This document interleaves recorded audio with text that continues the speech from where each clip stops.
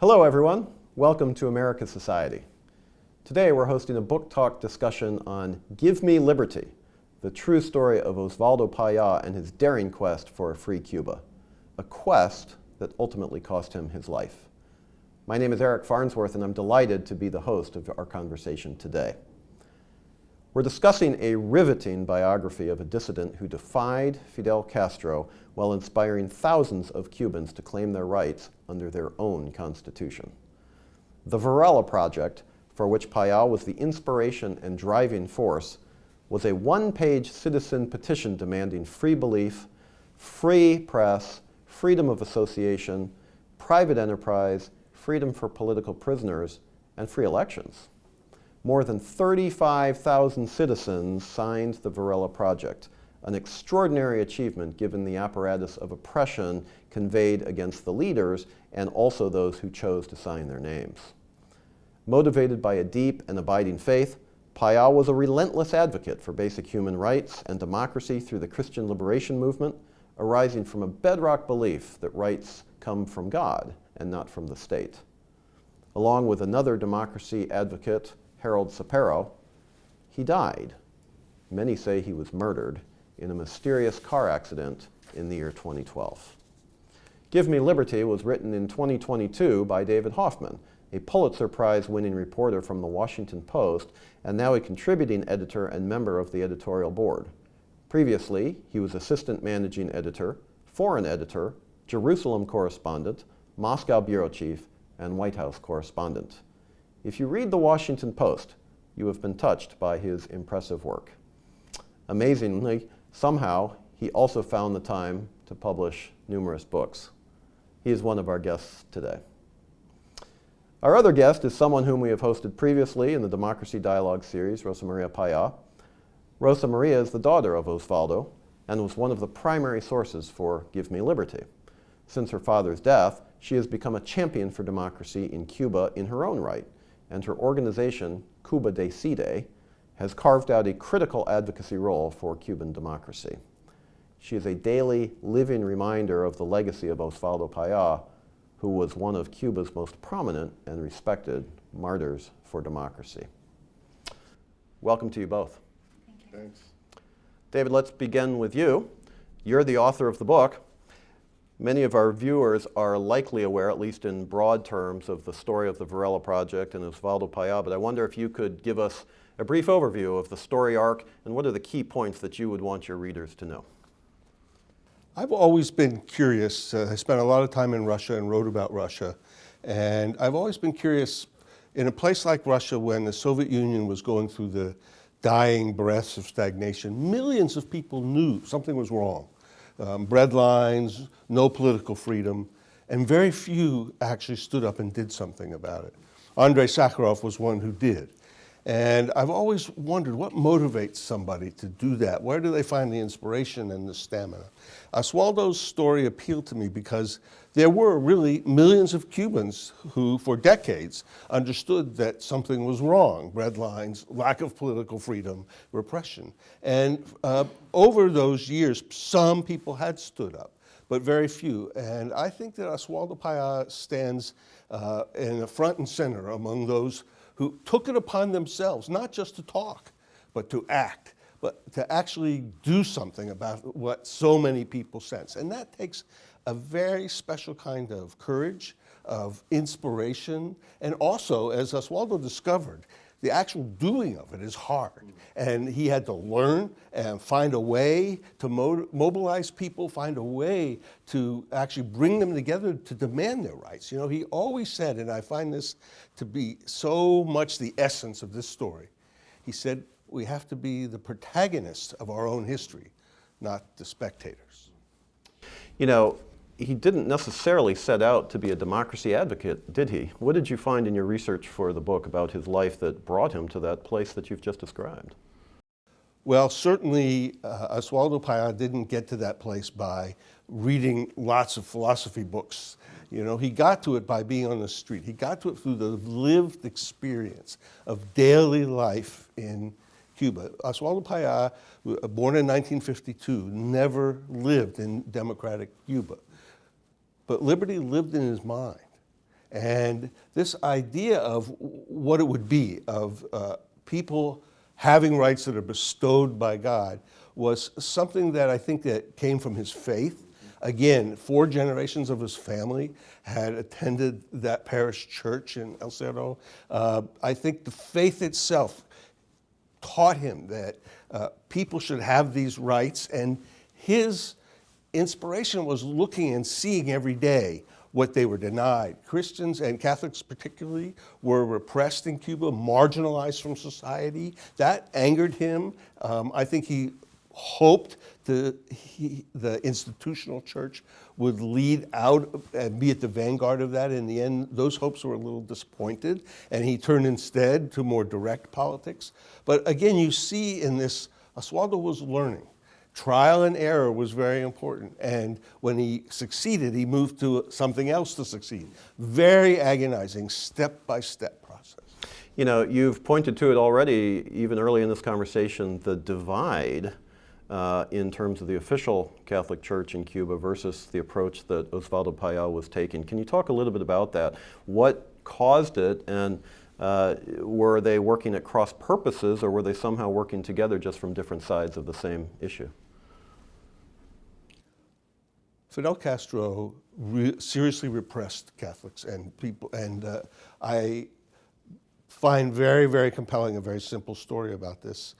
People were prohibited from putting Christmas trees outside their home, and you could celebrate inside, but outside this was an officially a atheist regime, and Oswaldo and a couple of his friends refused to accept that.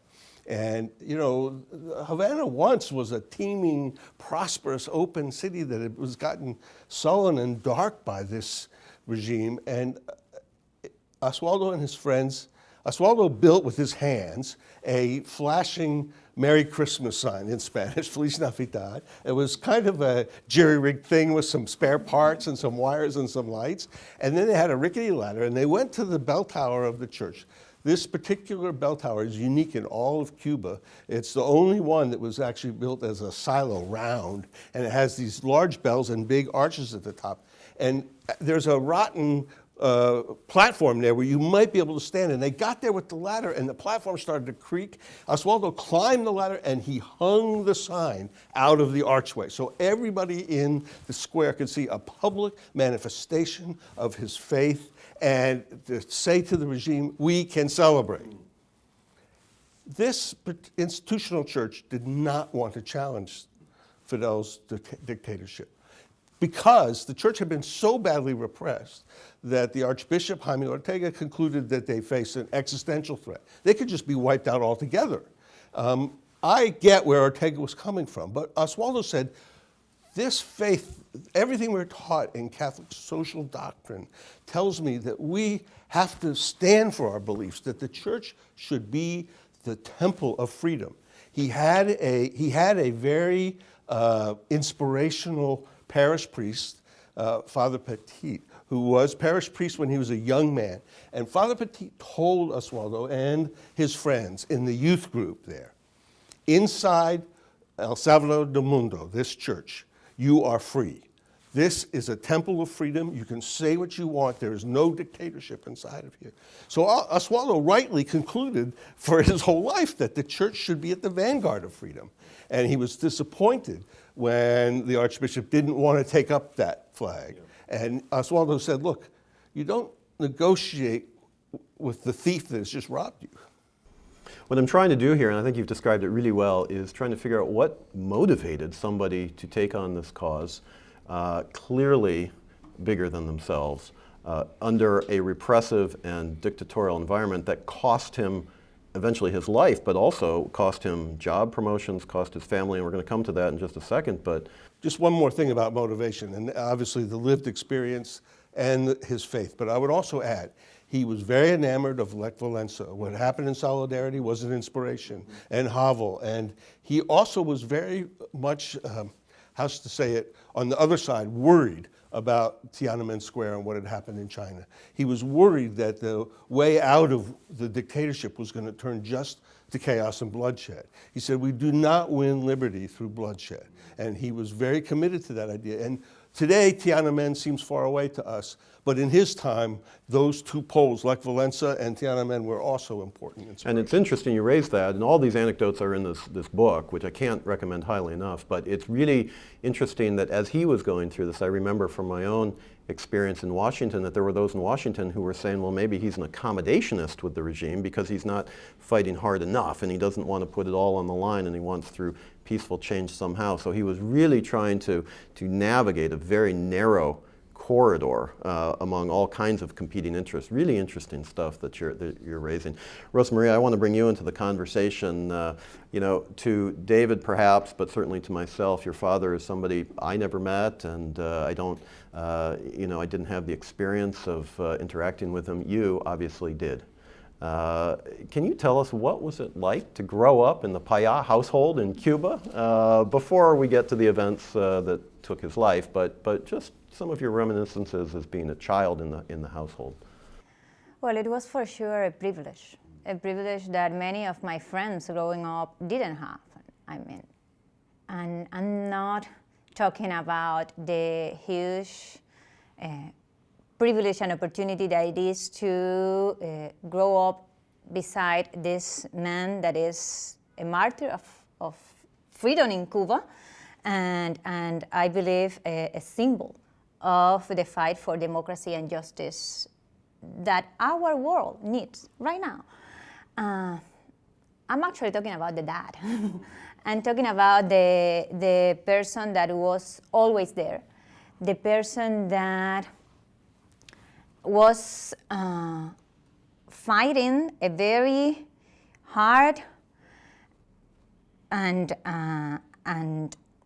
tense life and struggle, a person that was persecuted by an entire intelligence apparatus that was very well trained by the Stasi, that is till today a murderous machinery.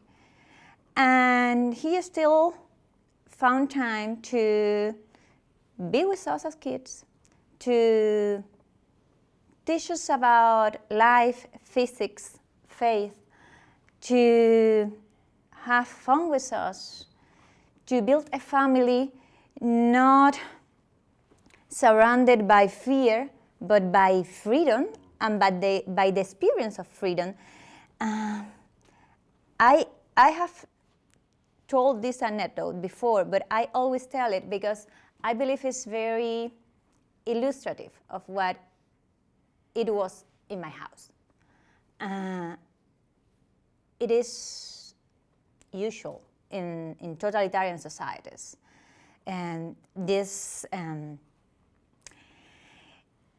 behavior of the society that Václav Havel called to live in fear or not to live in truth, which is basically to think in one way and to express in the opposite way, right? And that's what everybody in Cuba does till today. I mean, you cannot just get into the university or into a good job if you do not lie about what you think, if you do not if you do not comply with the Cuban Communist Party. And my friends at the university, but also in elementary school, they know that they cannot repeat what they hear at home at the school. Well, in my house, my father was like, okay, you say whatever you think, and then we'll see. That right there was a huge privilege. My brothers and I, we were able to grow up as free persons in the midst of a big jail that is Cuba. And that's something that we will always appreciate from him, from my mother, from my whole family, actually. Did you have a sense as you were growing up that somehow you were different from many of the others in the way that you've just described, but also you must have seen the police cars out front of the house and the intimidation that was happening in the streets, or were you insulated somehow from that and you were just growing up as a child and you didn't know any different? Did you have a sense that something was not right? that was my life, right? So it's not that easy for me to differentiate if that was a normal to live. For sure, it was not the same for my friends, but to me, life was like that. I mean, for me and for my brothers, it was regular to know that the state security was visiting the school, that there were cars following my father, that the parents of our friends were going to be visited by the state security to try to isolate us. To walk by the front door of our house and to see the paintings against my father. Of course, that was hard and sometimes even shameful. But life was like that. That was what we knew. And I do not remember never ever to question the fairness of what my father was doing. I somehow always understood that his friends, they were the good guys. Mm-hmm. Mm-hmm. So you always had that sense, even from the beginning, that somehow the right side would prevail, goodness would prevail somehow. I still think that freedom will prevail. Yeah. David, let me come back to you. The road to the Varela Project. The Varela is one page, right? I mean, the Castro regime was terrified of it, it seems. Here it is, the whole thing. One page. That's it. Yeah. Literally one page. One page. How did we get to there? Why was the Varela Project, how did it come to be? And why was it so powerful? So first of all, Father Felix Varela was an illustrious educator in 19th century Cuba, considered really the most illustrious teacher of his time. And the name also brings some idea of independence and of Cuba rising, I think. So Oswaldo, after he had a difficult time motivating the church to take up this banner of freedom, had to find another way. And he turned to a political environment that was very, very difficult. Political dissent was prohibited. The idea of establishing another party to oppose the Communist Party had been floated in 1988 by an important man, Ricardo Bofill, and immediately shut down. People had talked about using the provision in the Constitution to create a petition drive, and twice before those people were arrested and some of them served time in prison. So when Oswaldo looked around at what was possible and saw what Lech Walesa was doing, the round table in Poland, he toyed with that idea. And then when he had some talks with labor union people, they were arrested, and that idea. And Oswaldo said, you know, we are obviously not Poland. So he's searching and searching through 1989. He formed a movement. And the interesting thing about the movimiento is that it was not a union or a specific political organization. It was a little more vague, right? There was no headquarters. There was no membership card. It made it much harder for the regime to close down. And that was a brilliant move. And it began to grow because people felt that what he was standing for, the 34 points of his announcement of the movimiento, which are on my website, you can read, are very, very far ahead. But still, the movimiento for what? And so Oswaldo thought maybe we should use this provision in the 1940 Constitution that still remained in the 1976 version of that Constitution to collect signatures for the things we care about. Originally, he was collecting them for something called a national dialogue. But he collected some, but again, it wasn't really clear. He realized at some point, especially after the Soviet collapse and people were getting hungry and things were really turning dire, that you can't eat a national dialogue. And he needed something more concrete. He then wrote a 46-page transition program of how do we get from where we are to the next stage. It's also very far-sighted and very detailed, but people said, Oswaldo, you can't eat a transition program. So he kept searching through the early 90s.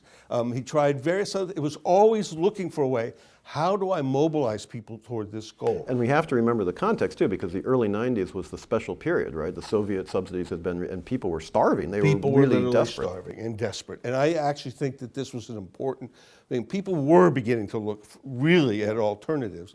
Oswaldo tried several others, but the most important conclusion he had is that, and this came to him in early 1996, was, you know, people don't want an engineer's wiring diagram for this. The transition program may have been smart, but they need basically something simple. He thought up the Varela Project as basically the same idea, but 5 points. And it was a simple piece of paper. People's names and signatures were asked for, but it was really words were his weapon, and a pen and paper were his tools. And that began to work. When he said to people, this is legal, it comes from our Constitution, which I describe in the book, that this is a nonviolent way to demand our rights, it clicked. And of all his work, I think the genius of the Varela Project was, it was a way to turn the law of the state against itself. And this kernel of genius really began to show, because people then began to sign it in a way that they hadn't when he was looking for signatures in '91 and for the National Dialogue. In a way that they hadn't all those years, it began to really accumulate. And even so, he was hoping to collect 10,000 because that's what the Constitution said. It took a while. They came in by the hundreds, then maybe up to 1,000. I think a really important moment was the arrival of Pope John Paul to Cuba. And in the final mass, before the large crowd, which included Oswaldo and Rosa Maria, the Pope said, we must be the protagonists of our own history and not the spectators. That was a real signal. One of the fascinating pieces of the story in my mind is the dissemination of the idea of the Varela Project to get people to sign it in the first place. I mean, this was before social media. It was before, communication that we take for granted now. It was only 25 years ago, but it was, these are, it was a different time in terms of communications. How did the word get out to the point where people said, yeah, I want to stake my job, reputation, even life on signing this document? It was all by word of mouth and really by, footwork. Oswaldo's movimiento created bases in different parishes. People would go to trusted other people they knew. There was not only no social media, there was no internet. He had no access to television, to print press, nothing. It all had to be word of mouth. And I think the thing that's important is that people were asked for their name and signature, but also for their ID number and for their address. And they were willing to stand up and say, I support this. And that was different than just a lot of the talking about freedom and democracy that had gone on for so many years. This was action. People were putting themselves on the line. No, I thank you for discussing that, because I think that is a key point. Obviously, if you've got a document that nobody will sign on to, it's irrelevant. And yet it somehow caught fire. It went viral before we had the ability to go viral, right, in a different time. Rosa Maria, let me come back to you. Let me touch on a difficult topic, but I know that you two have talked about it before, and that's the accident or the death of your father. Some call accident, some call murder. What do you remember about that day? In terms of how the news was delivered, what you thought, what you anticipated, and then I want to come to David in terms of the investigation and what was found and that sort of thing. But give us a sense in terms of obviously the impact on your family, but more importantly, did you think that the hope somehow would be extinguished for the Varela Project? Did you think it would live on? Did you immediately think, the security forces have been responsible? What went through your mind, if you could tell us? Of course, that I immediately saw that the threats that we have witnesses and suffered for decades were finally there, being executed by direct orders of Fidel and Raul Castro. Fidel was alive in 2012. And that was only confirmed in the same day when we received the first text messages from the from the survivors, actually from the friends of the survivors in Europe, that were the ones that resend us the information. And the text messages were, help, we're surrounded by the military. Another car impacted us from behind and took us out of the road. There are 3 persons in the hospital, the other, my father. We don't know where it is, where he is. So it is clear that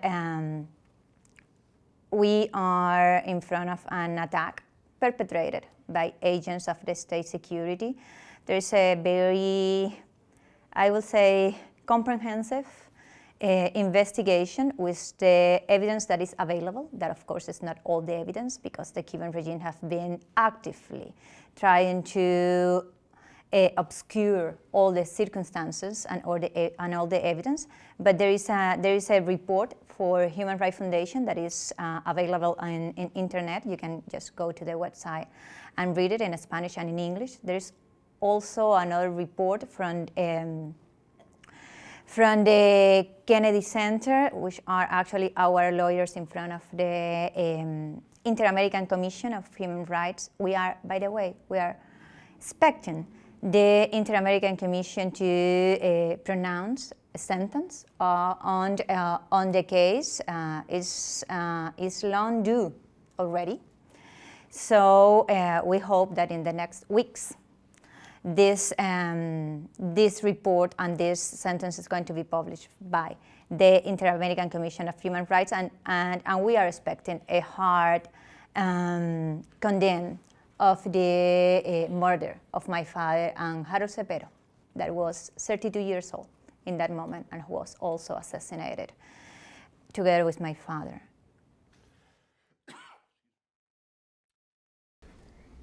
What did the investigation find based on your research, David? Oswaldo was traveling to Santiago de Cuba in order to do some more training of young people and carry on the mission. Oswaldo could not take a bus or a plane because his name was on every list. He had to go in a way that could evade state security, otherwise they'd follow him. And he did, and he was in a car driven by 2 Europeans, by a Spaniard and a Swede. The Spaniard was at the wheel. And they had already been driving for 11 hours, and they were approaching Bayamo. They had passed through Las Tunas, and they were followed periodically on this thing, but then occasionally the followers peeled off. State security would have different people follow them. But this time, as they were on a very straight country road, out way away from cities, they were followed by a car that had blue state license plates, so it was a government car. And the car kept approaching him closer and closer. And Angel Caramero, who was the Spaniard at the wheel, said to Oswaldo, "What do I do?" And Oswaldo said, "Just drive normally, like, you know, we've done nothing wrong, just keep going normally." The car behind them approached so close that it finally rammed their car. It was not a collision, it was from behind, but it was very hard, and it cost Angel Caramero to lose control of the car. And in this aftermath, there are a lot of details we don't know, but Oswaldo Payá was found dead, and Harold Cepero died later in the hospital. The details of exactly what happened, were they murdered by somebody else, we don't know for sure, but there's an extremely important telling event that happens afterwards. Caramero was accused by Cuba of reckless driving and jailed and put on trial. And at that trial, when the prosecutors brought out the sequence of events, there was no car behind them. There was no ramming of the car behind them.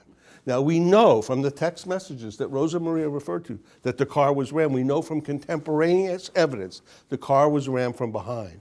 This critical action event that caused this was wiped out completely in Caramero's trial because obviously they covered it up and they continue to cover it up. And this was during the daylight, so I mean there was no confusion about license plates and things like that. It was 1 in the afternoon, and also there was many other strange anomalies. Right, suddenly after the accident, Caramero and Modig had minor injuries, but suddenly they were escorted from the car by people who arrived in a blue van. Suddenly an ambulance was there to take Modig to the hospital in Bayama. Where did those people come from? This was a remote country road. There's basically nothing but trees and fields nearby. Where did that come from? And, there are other anomalies, one of which is that Ophelia, Rosa Maria's mother, tried very hard to get an autopsy, and the Cubans would never, to this day, provide one. I think it's important to go into those details because, you know, the regime is trying to obfuscate, trying to cover up, trying to claim a different narrative. It's important to continue to go back to the facts, and I know it's painful, but it has to be done, I think, to get to the truth and to build into, and I want to go, Rosa Maria, to you in terms of now we've been looking backward, I want to look forward now, because this is a seminal event in Cuban history, in my view, right? The regime was terrified of the Varela Project. They conducted a murder, and now they are trying to continue to repress on the island. Certainly the events of July 11, 2021 are a part of a continuum. Mm-hmm. And I wonder, you know, you are in some ways, well, the literal heir, but also the spiritual heir, perhaps, of the Varela Project in terms of some of the things you've been doing as the legacy of your father. And I wonder how you are using this to motivate yourself. How are you building this movement, that is really having an increasingly profound impact on the island in terms of the call for democracy? Well, Eric, I do believe it is a collective effort, and that's something that the regime is very afraid of. That was part of the reason why they killed my father right before Fidel Castro's death. And they are afraid first of the alternative to their totalitarian power, but they are also afraid to the Cuban citizens, the Cuban people, but also each individual taking that protagonic role that David was telling you about. And that's the center of the Varela Project. That's also the center of the initiative that I, together with many others in the Cuban opposition, exile, and citizenry, promote, which is Cuba Decide, and it's very basic. There is no real change in Cuba until we, the Cuban people, can be the owners of our own destiny, can actually decide by ourselves and change the system. The way to do it is at the ballot box, is through a binding plebiscite. But that's the ultimate tool to make it legitimate and to actually be able to technically make a transition process towards a democratic state from a totalitarian state. But there are steps that are more transcendent. And one of them is that one that each citizen took when they signed their name, ID, address, and told the Cuban regime, we want our rights. It's the same thing that thousands, hundreds of thousands of Cubans did on July 11 when they stood on the streets demanding freedom, patria y vida, homeland and life. By the way, my father repeated once and again, we don't want any more socialism or death, homeland or death. We want liberty and life. And the Cuban people and the song that was accompanying this movement, and it is still today, was saying the same thing. We want homeland and life. And that's part of the legacy that the Cuban regime failed to kill when they killed my father and Harold. And right now we are living a moment in which the Cuban citizens are taking the highest possible risk, which is the better life. In the last year, Cuban organizations have registered at least 3,000 public protests demanding that change, demanding that freedom.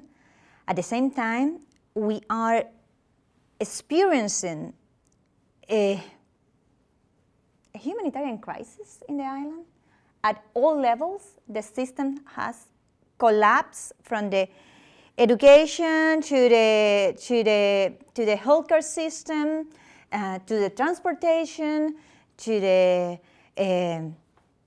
food provision. Everything is collapsing or already collapsed, and people is suffering. At least 250,000 Cubans crossed the southern border the last year, but the year before, at least 62,000 Cubans died from COVID. We are talking about more or less 550 Cubans dying each 100,000 persons on the island, so the highest rate in the hemisphere. And of course, there was a pandemic, but it is also consequence of the negligence of the Cuban regime, of the despite of the Cuban regime for their own people. And to overcome all that is that we need to change the system. And that's a conviction that lives in the Cuban people, but also requires the support of the international community. Well, that's what I want to ask you. In fact, the segue was perfect, so thank you for that. But what are you asking from the international community during this moment in Cuban history, and do you sense you're getting the support that you need? We have been, and when I say we here, please, I'm not talking in representation of all the Cubans or the Cuban opposition, but we as Cubans, as exiled community, as opposition inside the island, we have been very clear from our different perspective in demanding, it's not the word because we're actually talking to the international community, but at least calling for effective solidarity. That means effective pressure over those that are in power, over the persons, over the individuals, over the mafia that is controlling Cuba and that today has more than 1,000 political prisoners. More than 100 of them are women. Several of them are actually children, underage, at jail just for walking in the streets screaming freedom. These totalitarians, they are not going to react to anything but pressure. And that pressure, yes, needs to come from inside, from the Cubans on and off the island, and it's coming from there as the protagonic role that we should take and that we are taking, but it also requires support. And that support could be Magnitsky sanctions over each of those individuals, but it also requires a coalition of nations for freedom. It also requires an approach similar to the one that the world took to end the apartheid in South Africa, and it worked. Well, in Cuba can work too. We Cubans, we are not less than South Africans. We want the same rights. We want the same freedom. We are fighting for that rights and those freedoms. And instead of that, what we are seeing taking place from, for instance, the administration of the US in this moment is that they are sitting down with the Minister of Interior in Cuba. Precisely the ones that run the Cuban state security apparatus. Precisely the one, by the way, that are under Magnitsky sanctions by this country. And we cannot see how that is going to be good for the Cuban people. But we can alert, and we are actually saying that very clear right now, of the deep and nefarious consequences that those kind of conversations without any kind of human rights conditions for the Cuban people could imply for the national security of the US that have been already under threat. For instance, during the last year with this mega operation generated by Daniel Ortega in Nicaragua and the Cuban regime in Havana, removing the visa restrictions from Nicaragua and allowing for this massive migratory crisis to take place at the southern border, or for instance, the fact that the Cuban regime has become the best transatlantic ally of the Putin regime in a very specific and effective way. The Cuban regime is using the whole diplomatic apparatus that they have, that is of course also an intelligence apparatus, to try to change the positions of, for instance, African states and Latin American states and the United Nations, and they have succeeded. Many of them have changed their position from condemning the invasion in Ukraine to abstaining now. The Cuban regime is also using all their press agencies and those that are under its influence, as for instance Telesur or Cubavisión Internacional or even Hispan TV, to copy and paste Russia Today. I mean, they have a military strategic agreement with Russia while we are talking. And I understand that it could be an opinion or a perspective that by getting closer to the Cuban regime, United States could somehow obtain that the Cuban regime separates itself from Russia or from China. I do believe that we have to see history. We have to learn from what has been taking place during these 64 years and what took place during the last 10 years.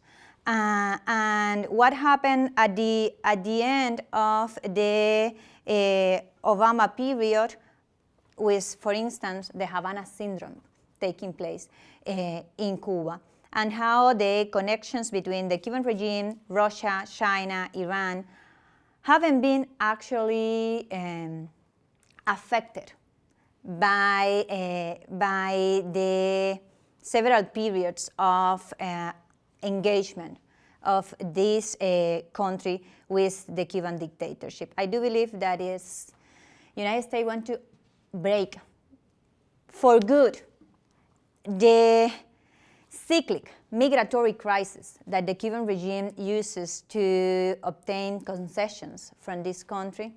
They should pay attention to the Cubans in the streets that are demanding freedom. They should be ready to sanction, they should be ready to pressure that mafia in power, not to solve the problem for us, but to support the same demands that we are defending with our mere life.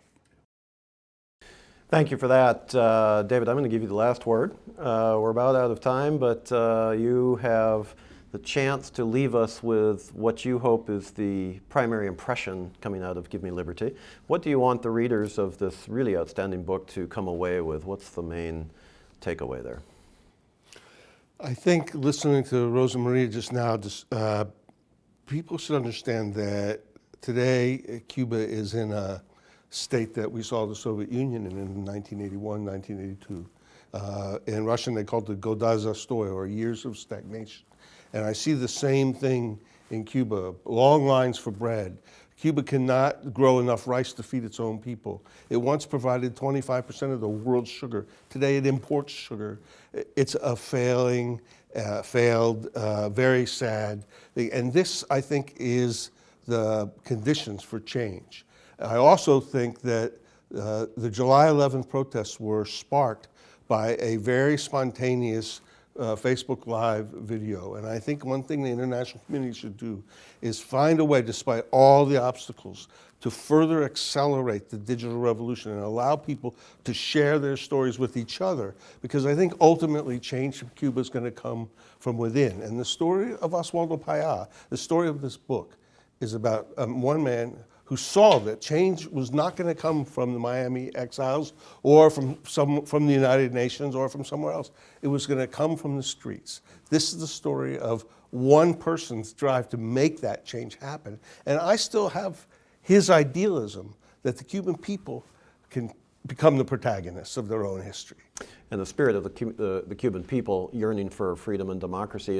It's interesting, we started the conversation in terms of the communications that had to occur to get the Varela Project off the ground, and we end with hashtags and Patria Vida and viral Facebook posts and things like that, and perhaps the key to change is somehow found in some of these issues. I would just add a caution that although I'm a big optimist about technology, many, like 1,000 people who simply went to the streets that day because they saw that video are sitting in jail today. Many of them young people who were betrayed by the phone in their pocket.